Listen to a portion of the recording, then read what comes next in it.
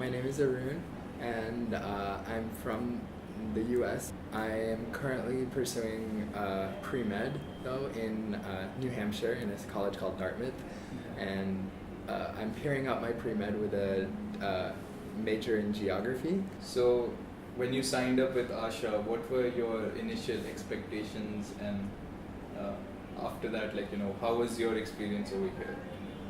When I signed up for Asha,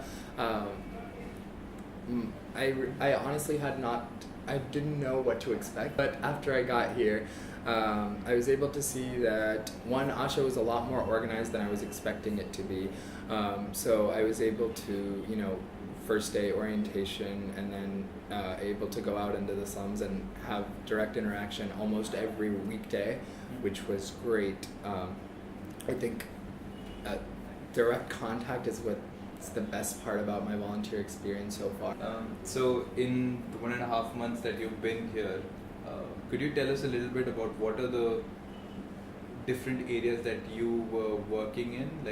What are the things that you did in this duration of time, and also, what is it that you gained out of it as an experience? I've learned through this experience and from previous experiences that teaching and medicine are two things that I really like to do. When I first came in, it was a lot of teaching, and I really enjoyed it. Mostly teaching English, grammar and vocab, and then also playing games with directions in English so that the students are becoming comfortable with conversations in English, and getting them tests, writing, and all of that.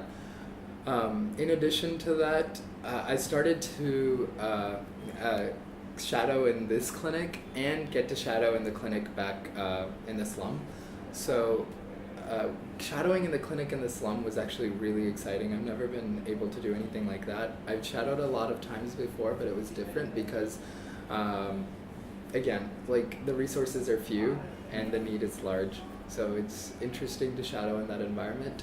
And what was the result was I was able to help in ways that that were different. So for example, one of the days when I was in the slum, the person there gave me a sheet of, okay, here are the ailments that are common, and here are the common prescriptions that we give and treatments, and you're able to, if you would like, she showed me x-rays or ultrasounds, and told me, hey, this part is this and that's that, and I was able to be much more interactive than I would have been able to shadowing in the US. So I was able to say, oh, that looks like it's a little low, or that looks like it's a little high. And I've been trained, in taking blood pressure and simple vital signs and a little bit of medical skills. So I was able to put some of that into use, and it was great. I really enjoyed that. What are some of the challenges that you face? It's challenging simply to be a tourist in another country, and I think it's even more challenging to come and work in another country. And I'm very familiar with India. It's just another country because it's a different part of the country and you're alone. And it doesn't strike you until you are, you're at home and there's no one around and you're there and that you're alone. But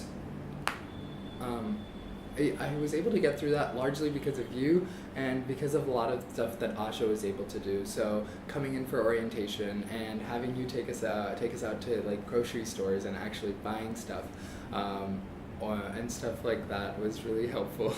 Or going out for dinner and having a mall night right next to you is really nice. Even if some of this stuff is expensive, you can. It's much better than not having anything and having to deal with it by yourself. If there are a few things that you would want to take back with you from this experience, what would those be? Okay, so I think to answer that question, I would have to start with my goals coming in. So I had a couple of goals. One was I wanted to see how hard can medicine get, and even in that situation, would I still like to do medicine?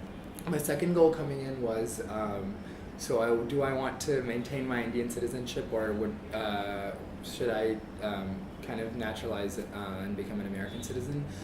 And my third goal was when I come in, do I want to do I want to, in the future, maybe come back to India to work, or have further volunteer experiences in India? And so what I'm taking away from this experience is kind of the answers to these three questions. So medicine, yes, absolutely. Having seen medicine in all of these environments, it's amazing what medicine can do. I'm taking away the fact that healing is something that only medicine can bring, and it's amazing how I was able to see also how God works in those kind of ways. That's beautiful, and healing not just single people but whole communities. Walking around in the slums with the community health volunteers and seeing exactly what they were able to do, it's beautiful. The second thing, Indian citizenship. I've made the decision to naturalize. I feel like having American citizenship would be really valuable in India as well. So I've kind of learned that, and I'm taking that away with me as well. And the third thing is, in terms of coming back to India to work, it's so rewarding. I've learned that. At the end, just to conclude, is there anything that you would want to share with upcoming volunteers who might come in the future? Be open to new experiences, so do come on over. It's like an amazing experience to have. Having said that, more really specific tips. Do learn Hindi on your way here. It's incredibly valuable, and without knowing Hindi, your experience is just not going to be as rich. And I don't mean knowing the entire language, just knowing phrases here and there, and you'll be able to manage. A lot of people can speak English fluently, so either knowing enough Hindi that you can fill it in with the English words is a good idea. That would be my main tip. Other than that, have high expectations for yourselves and for your students, for the people you're working with here.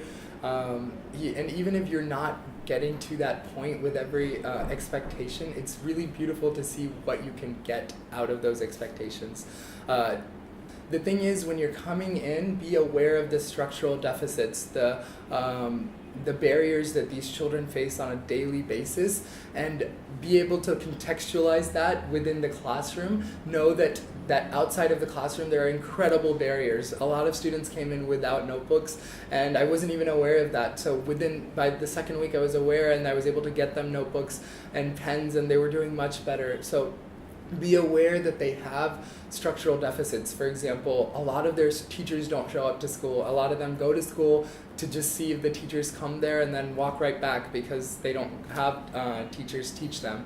And so being aware of that makes the experience a lot more digestible. When someone isn't able to learn something, you won't be blaming yourself, you won't be blaming the student, you'll be able to understand why that is, and it's much better when you can do that more than blaming yourself or blaming the student.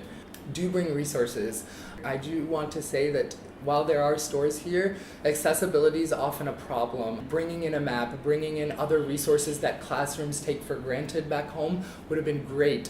For example, a couple of puzzles, some books for the children to read, some books for the children to have. Those would have been great to bring over, because when these students are given actual books, they don't even ask. They just take them and look through them because they love looking at the pictures or trying to read the words or trying to look at the map. So make sure to bring resources, whatever can fit in your suitcase, whatever you can bring as much as you can. So be adventurous and cautious, find the balance between the two. I think that's a good idea.